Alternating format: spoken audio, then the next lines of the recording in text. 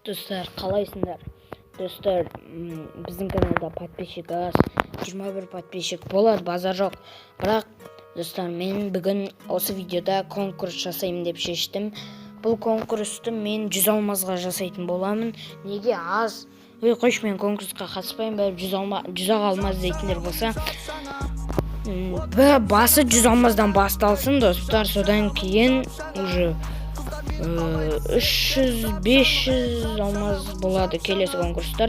Достар, егер менің каналымда 50 подписчик болса, мен осы конкурстың несін, жоқ 50 емес, кішкене азайтайын, 40 подписчик болса, мен осы конкурстың жауабын шығаратын боламын. Короче, достар, конкурсқа қатысыңдар, оның шарттары.